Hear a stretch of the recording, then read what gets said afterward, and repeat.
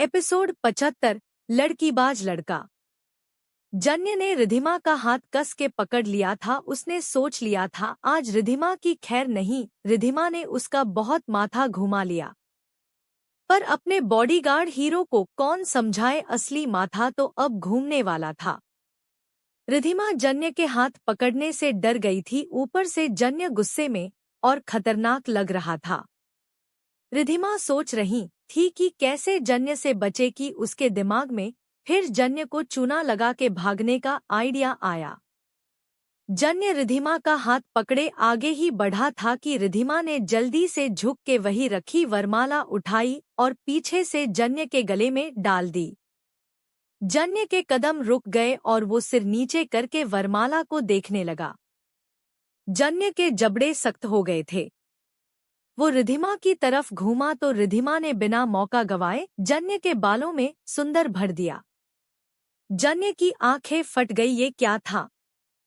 जन्य ने रिधिमा का हाथ छोड़ दिया और अपने बालों में बोलो या फिर मांग में भरे सिंदूर को पोंछते हुए कुछ बोलने ही जा रहा था कि रिधिमा ने फिर एक बॉम्ब फोड़ा और जन्य के गले मंगलसूत्र पहना दिया। ओ भाई साहब, ये क्या था? ये शादी करने का कौन सा तरीका था? जन्य का तो सिर ही घूम गया। ये लड़की करना क्या चाहती थी? वहां खड़े वो लड़का और लड़की और पंडित सभी हैरानी से रिधिमा को देख रहे थे, लेकिन रिधिमा ने आज जन्य का अच्छे से मामू बनाने का सोच लिया था। जन्य शौक में खड़ा रिधिमा को देख रहा था कि रिधिमा जन्य का हाथ पकड़ के बोली, अब हम हस्बैंड वाइफ है, तुम मेरे वाइफ ओ मतलब हस्बैंड हो। जन्य ने गुस्से में अपने दांत पीस लिए।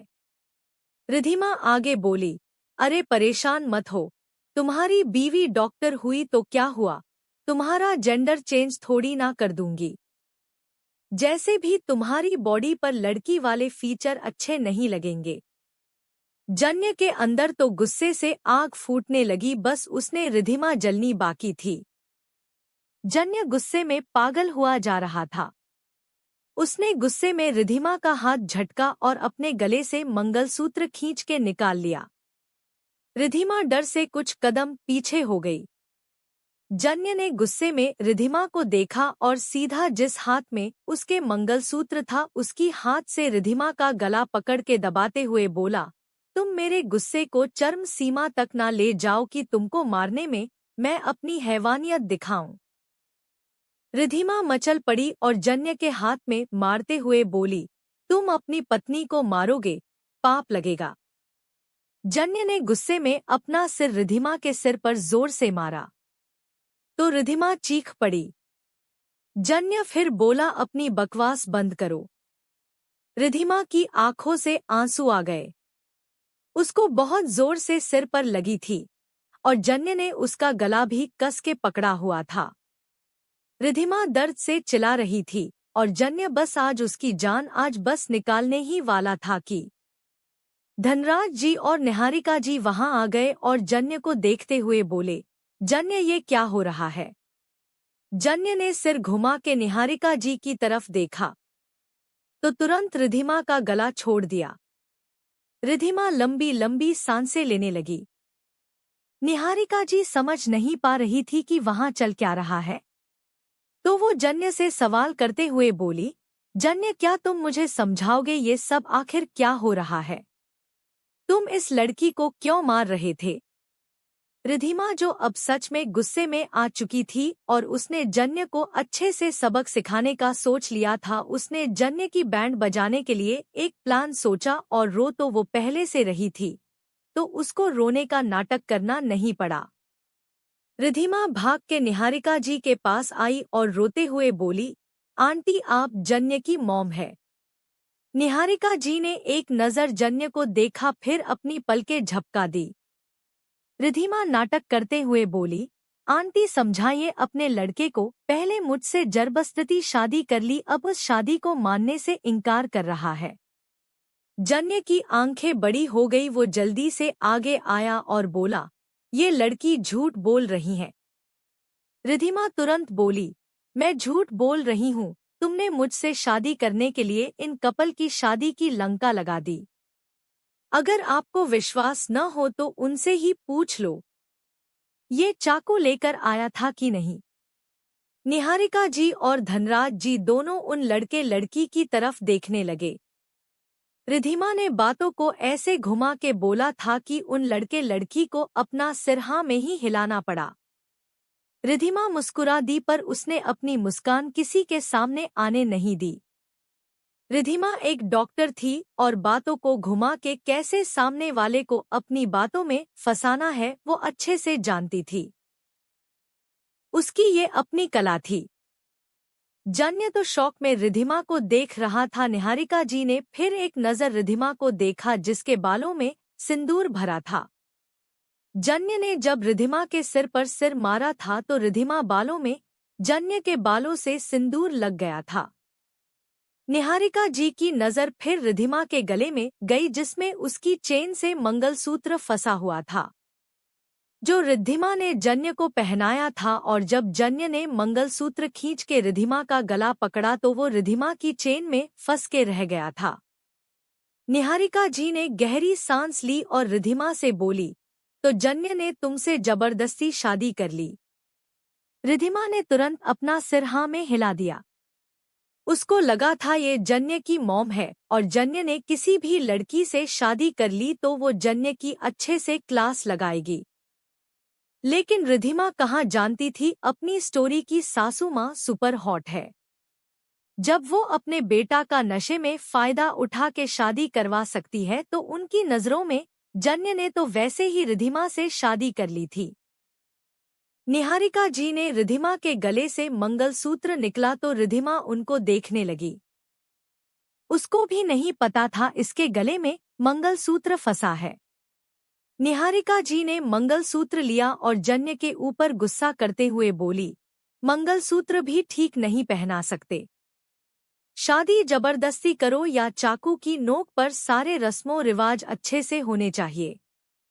रिधिमा और जन्य दोनों की आंखें बड़ी हो गई।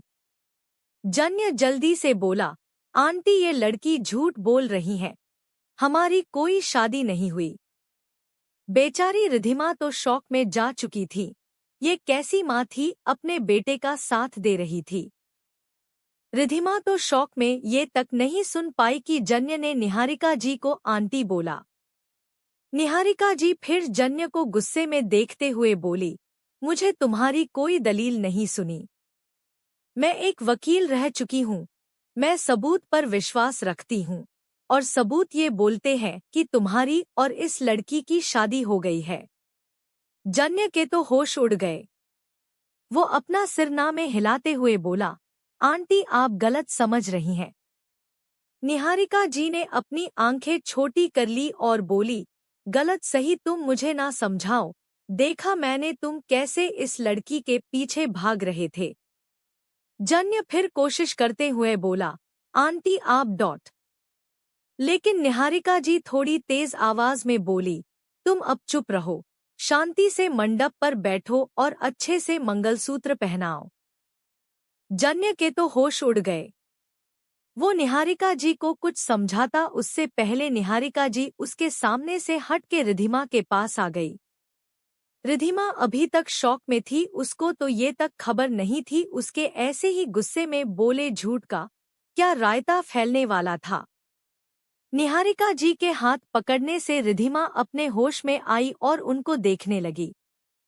निहारिका जी रिधिमा का हाथ पकड़ के मंडप की तरफ ले जाते हुए बोली, तुम्हारी और जन्य की शादी हो गई है ना। रिधिमा अब क्या बोलती, सच बोलती तो मरती, इसलिए उसने अपना सिर हाँ में हिला दिया। बेचारी वो निहारिका जी के खतरनाक इरादों से अनजान थी। निहारिका जी थोड़ा मुस्कुरा दी और बोली, अब शादी हो गई तो कुछ किया भी नहीं जा सकता, अब इस शादी को चांस तो देना तो बनता है। रिधिमा की आंखें फैल गई, मतलब क्या था निहारिका जी का। रिधिमा कुछ समझती उससे पहले निहारिका जी ने रिधिमा को मंडप पर बैठा दिया और बोली, अपने पर्सनल एक्सपीरियंस से बोल रही हूँ, शादी उसे ही करो जो आपसे प्यार करता हो, ना कि उससे जिससे आप प्यार करते हो। अपने आप से प्यार करने वाले से शादी करोगी ना, तो उसकी चाबी तुम्हारे हाथ में रहेगी, फिर तुम जैसे चाहो उसको घुमा सकती हो। बेचारी रिधिमा जो सबको ज्ञान पिलाती थी, आज निहारिका जी उसको ज्ञान की गोली पर गोली दिए जा रही थी। बेचारी रिधिमा का हाल तो ये था कि उसके मुंह से शब्द ही नहीं निकल रहे थे। रिधिमा जिसको कोई बोलने से रोक नहीं सकता था, जो बस उसके बोलने की वजह से जन्य के गुस्से का शिकार हुई थी, निहारिका जी ने उसका आज मुंह ही बंद कर दिया था। निहारिका जी सच में सबकी मम्मी थी, कोई उनके आगे नहीं टिक सकता था।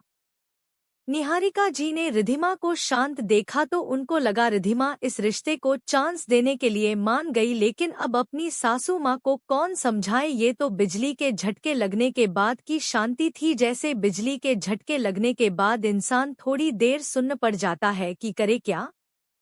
वही हाल रिधिमा का था। निहारिका जी फिर धनराज जी से बोली, आप शांत क्यों खड़े हैं, पकड़ के लाइए जन्य को, अभी अच्छे से रीति रिवाज के साथ शादी हो जाए, फिर घर पर इसकी क्लास लेती हूँ। तीनों लड़के साथ में रह के बिगड़ गए हैं। धनराज जी अपनी बीवी की आज्ञा का पालन करते हुए जन्य को पकड़ के मंडप तक लाने लगे।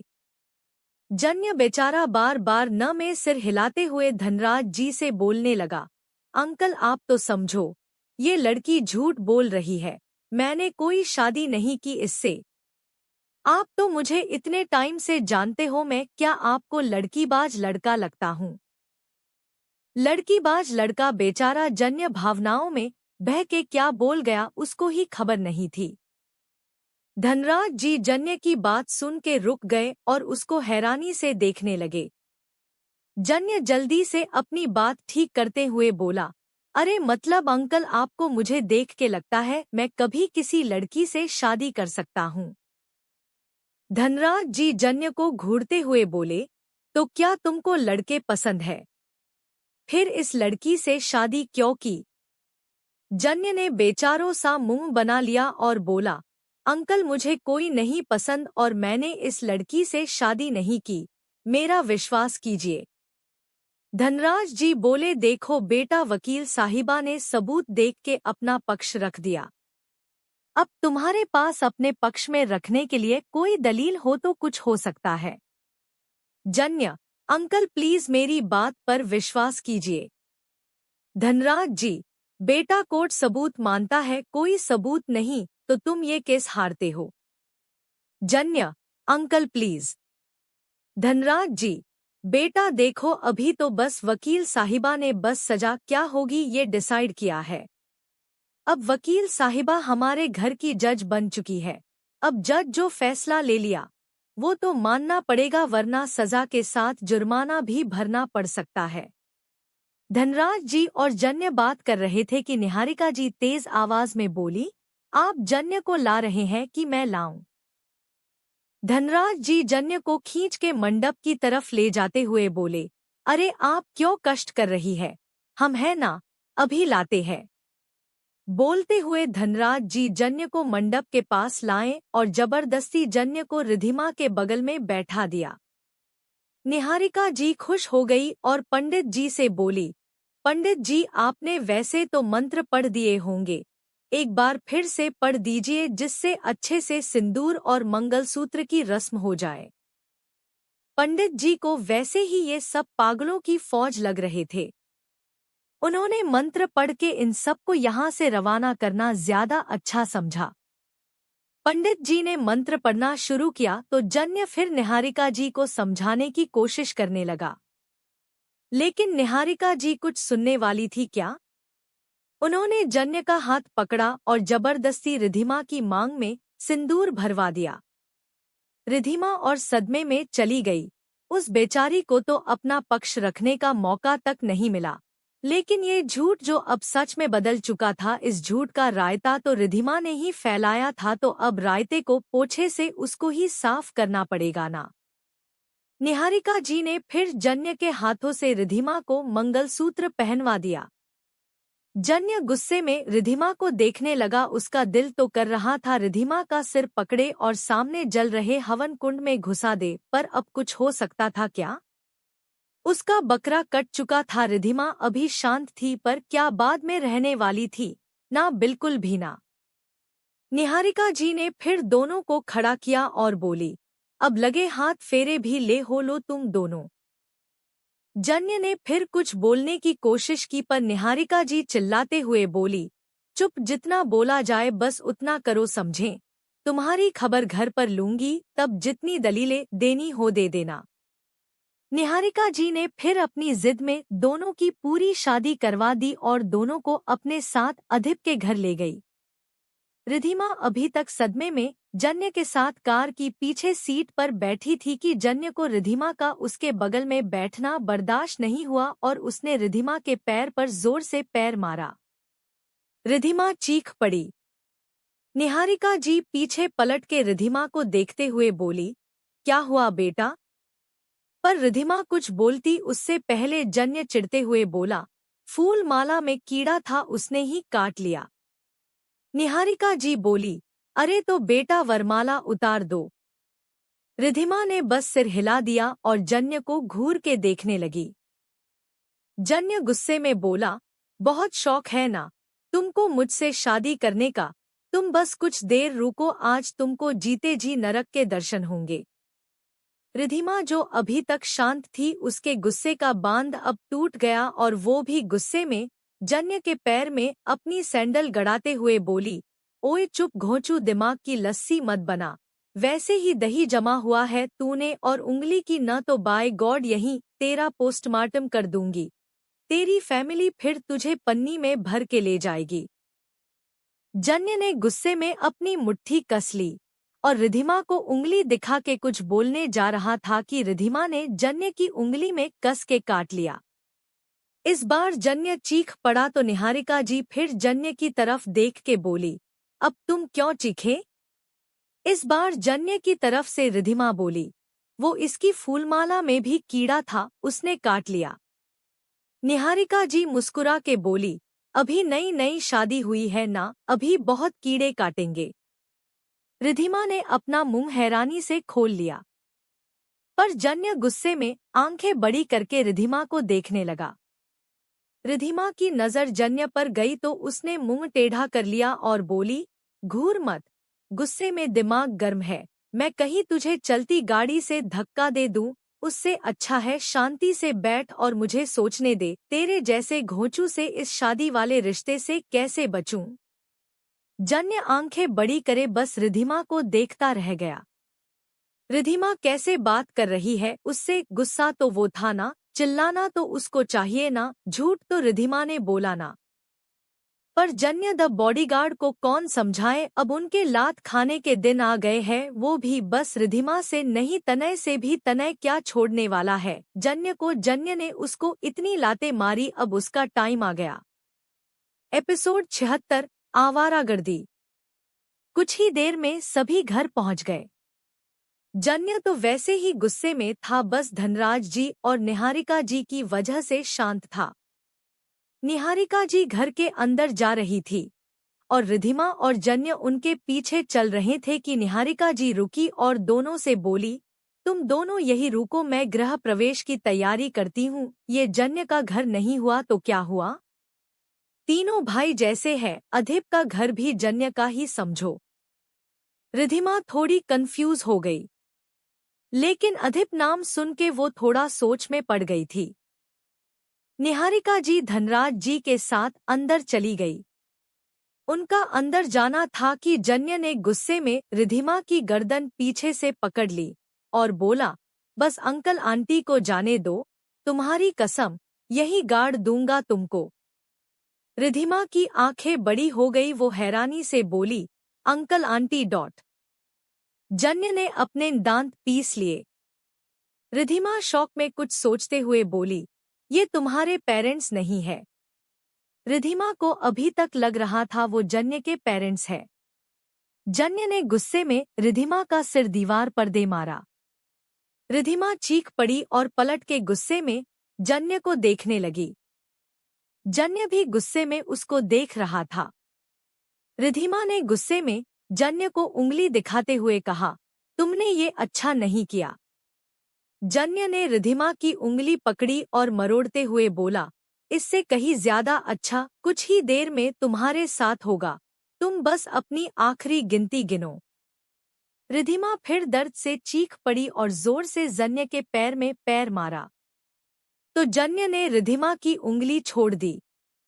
रिधिमा अपना हाथ दर्द में झटकते हुए बोली, गिनती तो तुम गिनो, क्योंकि तुम जानते नहीं मैं क्या चीज हूँ, और जिस शादी की वजह से तुम बौराए जा रहे हो ना, तो तुम्हारी जानकारी के लिए बता दूं, ना मैं इस शादी को मानती हूँ, ना तुमको अपना पति पति छोड़ो, तुमको मैं अपने घर का चपरासी ना समझूं।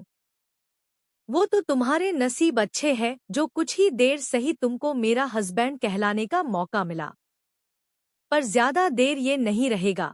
तुम्हारे ये जो भी हो, अंकल आंटी या कुछ भी, इनके जाते ही मैं भी निकल लूंगी और तुम दोबारा अपनी ये चपरासी वाली शक्ल मत दिखाना। मैं भी पागल हूँ, किस चपरासी के लिए बोल दिया कि इसने मुझसे शादी कर ली। गलती मेरी है तो सजा के रूप कुछ देर तुमको हस्बैंड बनाने का नाटक तो करना पड़ेगा। जन्य खा जाने वाली नजरों से रिधिमा को देख रहा था। अब भाई की इतनी इंसल्ट हो रही थी और वो अभी कुछ नहीं कर सकता था, तो गुस्सा आना तो बनता है ना। अपने बॉडीगार्ड हीरो को चपरासी बना दिया, बहुत नाइंसाफी है। जन्य कुछ कर नहीं सकता था, लेकिन मुंह से आग के गोले तो बरसा सकता था, लेकिन बेचारे के तो ग्रह दशा ही खराब चल रहे थे, उसको आज कुछ बोलने का मौका ही नहीं मिल रहा था। जन्य ने कुछ बोलने के लिए अपना मुंह खोला ही था कि अपनी अदा रानी हाथ में आरती की थाली लेकर उछलते हुए आई और बोली, जन्य ब्रो। जन्य शांत होकर अदा की तरफ देखने लगा। अभी नहीं बोल पाया तो क्या हुआ, जल्द भाई का भी वक्त आएगा, तब रिधिमा की लगेगी वाहट। अदा को देख के ही जन्य एकदम नॉर्मल हो गया। अदा ने फिर रिधिमा की तरफ देखा तो रिधिमा को देख के उसके फेस पर बड़ी सी मुस्कान आ गई। रिधिमा भी बस अदा को ही देख रही थी। रिधिमा तो अदा को ऐसे देख रही कैसे अदा ने उसको हिप्नोटाइज कर दिया हो। रैबिट जैसा वाइट कलर का नाइट सूट पहने, बाल बिखरे हुए, होठों पर कातिलाना मुस्कान, अदा किसी क्यूट बन्नी जैसी लग रही थी। अपनी अदा थी ही ऐसी जो उसको देखें बस देखता रह जाए। उसकी नॉर्मल स्माइल ही इतनी कातिलाना थी कि सामने वाला बस उसमें खो के रह जाता था। अदा को देख के रिधिमा का मन तो कर रहा था वो उसके गाल खींच ले, लेकिन अपनी अदा कुमारी क्यूटनेस की दुकान का तो कुछ और ही मन कर रहा था। अदा की नजरें तो बस रिधिमा के लंबे सिल्की बालों पर ठीक के रह गई थी। रिधिमा के लंबे स्ट्रेट बालों की चोटी देख के उसकी आंखें चमक गई थी।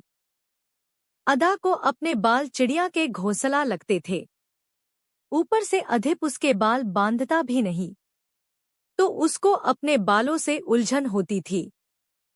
दिशा के बाल छोटे थे तो अदा को उसके बाल इतने समझ नहीं आए थे। दिशा मयूर की वजह से अपने बाल छोटे रखती थी, लेकिन अपनी अदा को कौन समझाए। अधिप क्यों उसके बाल नहीं बांधता था, लेकिन अब अधिप के लिए मुसीबत बढ़ने वाली थी। अब भाई दो दो नारी जो आ गई थी अदा को लड़कियों वाली अदाएं सीखने के लिए।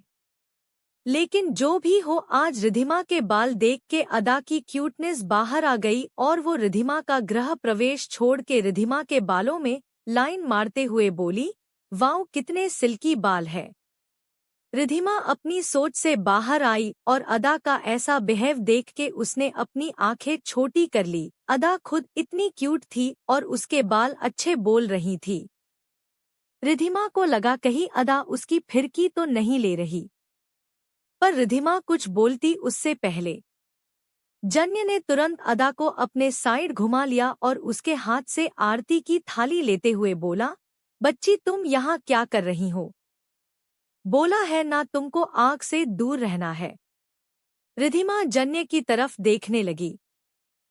जन्य ने अदा को उसके सामने से खींच लिया तो रिधिमा का मुंह बन गया था। रिधिमा अदा को एक बार छू के देखना चाहती थी, लेकिन फिर रिधिमा के दिमाग में आया ये लड़की जन्य की बहन है, पर ये इतनी क्यूट और जन्य चपरासी ये कैसे हुआ? पक्का जन्य के पैदा होते समय उसकी मॉम ने हॉरर मूवी देखी होगी, तभी जन्य ऐसा चपरासी पैदा हुआ। सोचते हुए रिधिमा अपने मन में ही हंस दी। जन्य ने अदा को अपनी तरफ खींचा तो अदा जन्य को देख के मुस्कुरा दी और जन्य से बोली, जन्य ब्रो, आंटी ने बोला आप मेरे लिए भाभी लाए हैं, कहाँ है भाभी?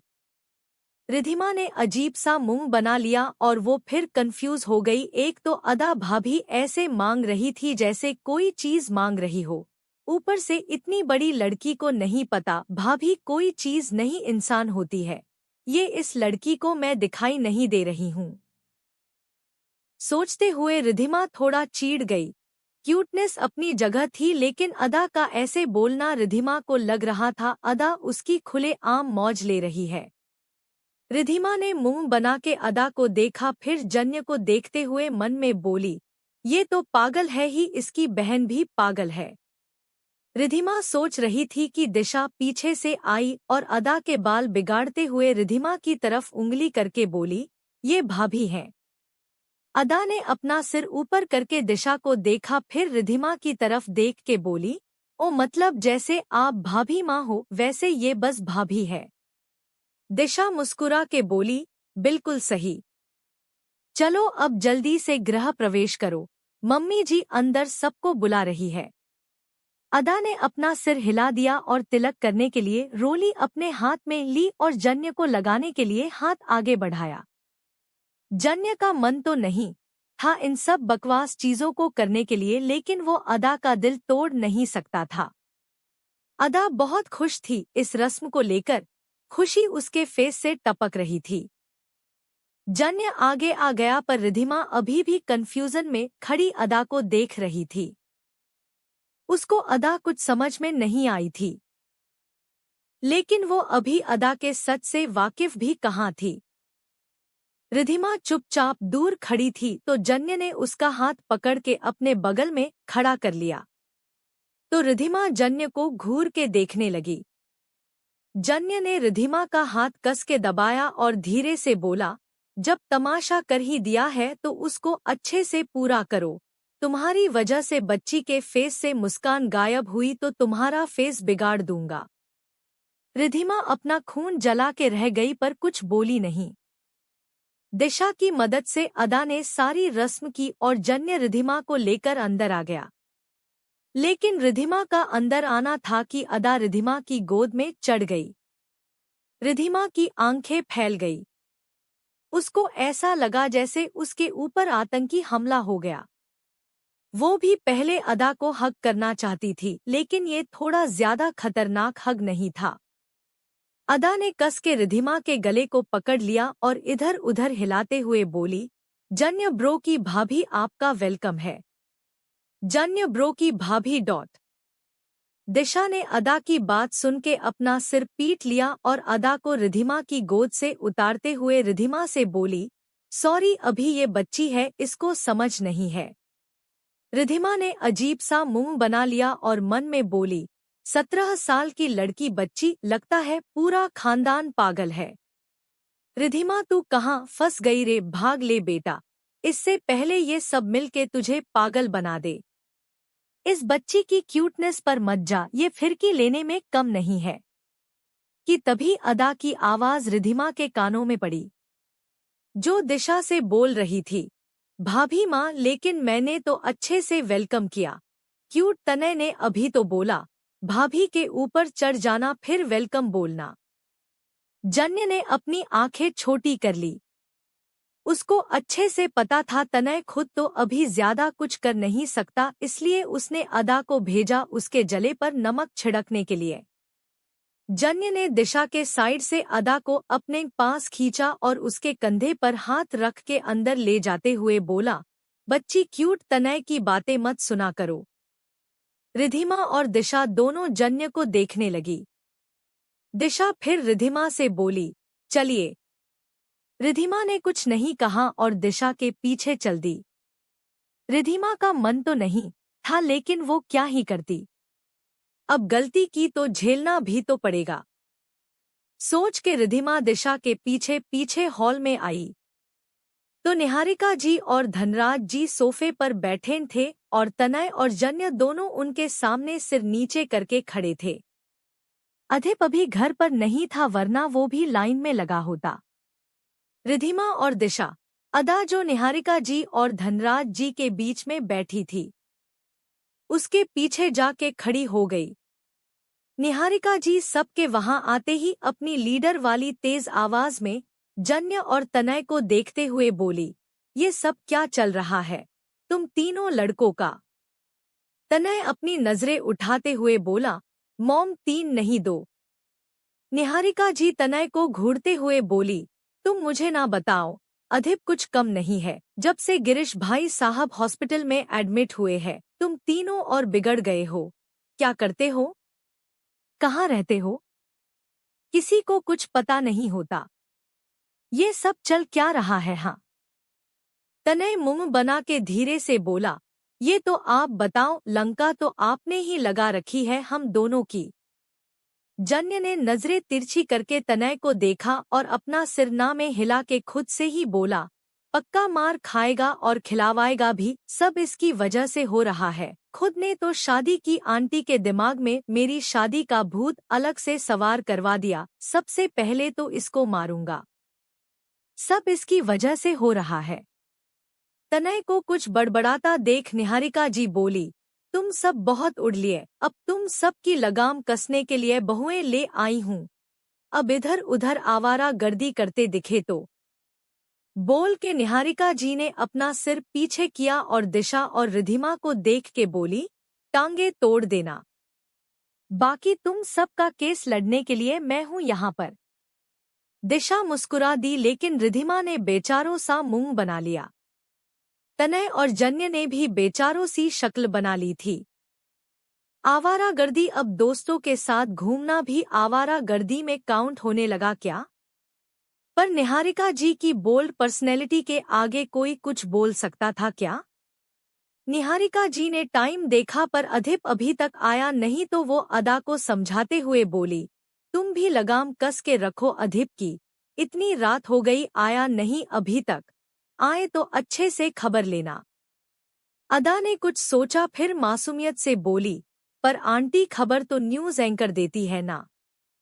निहारिका जी हंस दी और बोली, हाँ, और वैसे ही न्यूज़ एंकर बन के तुमको अधिप की क्लास लगाने के लिए छोड़ के जा रही हूँ।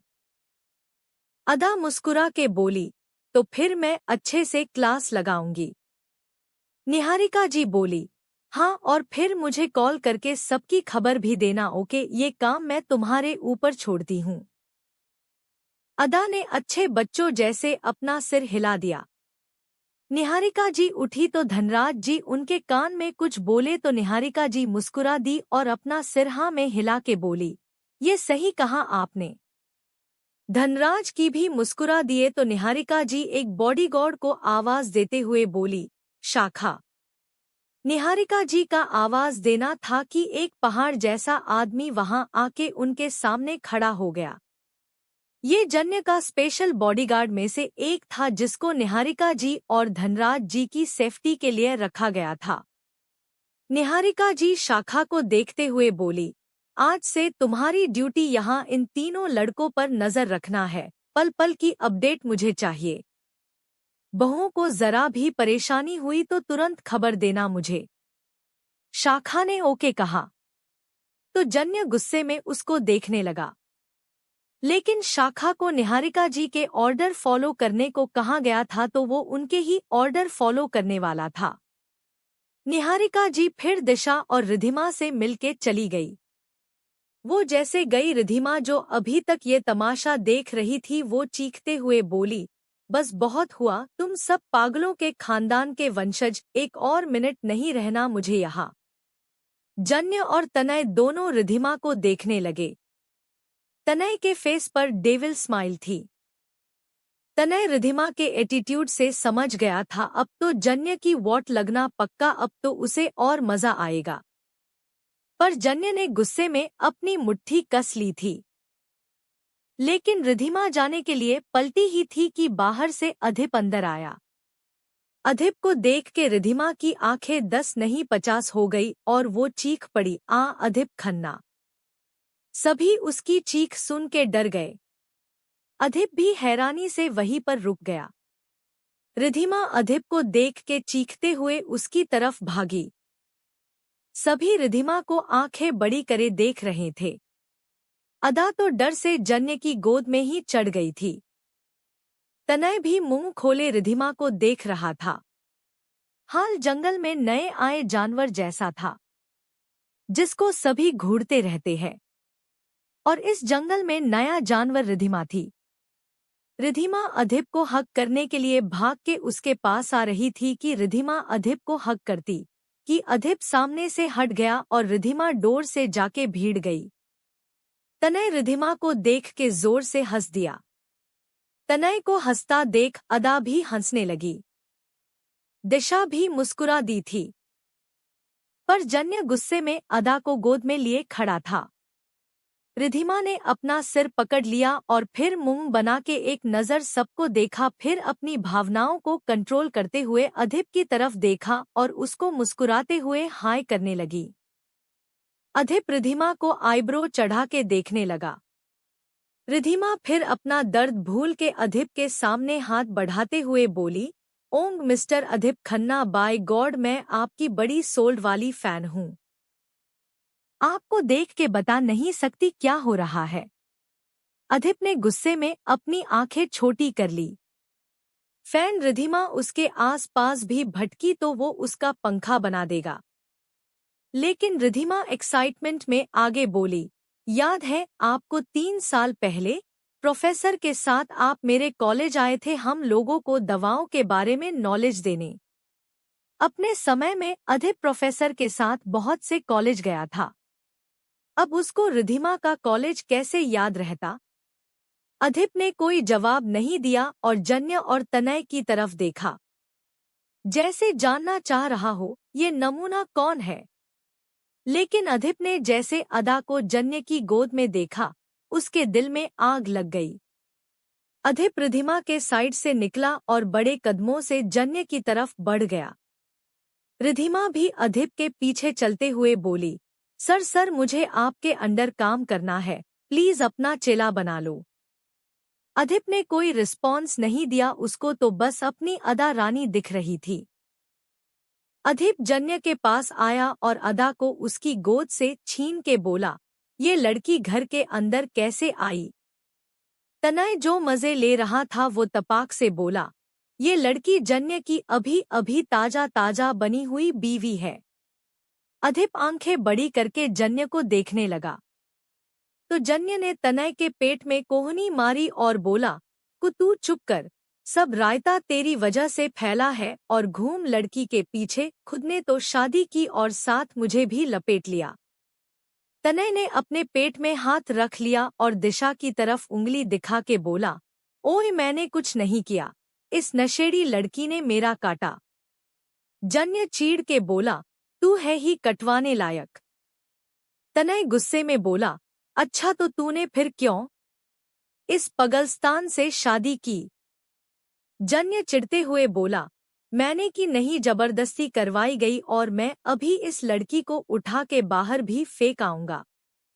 दिशा मुंह बनाए दोनों की बातें सुन रही थी, लेकिन रिधिमा अधिप के साथ रहना चाहती थी, इसलिए उछल के आगे आई और जन्य से बोली, ऐसे कैसे बाहर निकाल दोगे? रास्ते का माल सस्ते में समझा है क्या? सभी रिधिमा को हैरानी से देखने लगे। जो लड़की अभी यहाँ से जाना चाहती थी अब वो यहाँ रहने के लिए आवाज उठा रही थी। अधिप ने रिधिमा को घूर के देखा और जन्य से बोला, मुझे अपने घर में कोई भी शोर नहीं चाहिए, बाकी तुम समझदार हो। बोल के अधिप अदा को गोद में लिए अपने रूम में चला गया। रिधिमा के दिल में मानो पानी डल गया हो, वो अधिप से बात करना चाहती थी। अधिप उसका फर्स्ट क्रश था। अधिप की शादी हो रही है जान के रिधिमा बहुत रोई थी। तभी वो आज अधिप का नाम सुन के सोच में पड़ गई थी, लेकिन फिर उसने सोचा ये कोई और अधिप होगा। लेकिन जब रिधिमा ने अधिप को देखा तो पागल हो गई। अब वो अदीप के साथ रह के उसका जो अदीप के साथ काम करने का सपना था वो पूरा करना चाहती थी।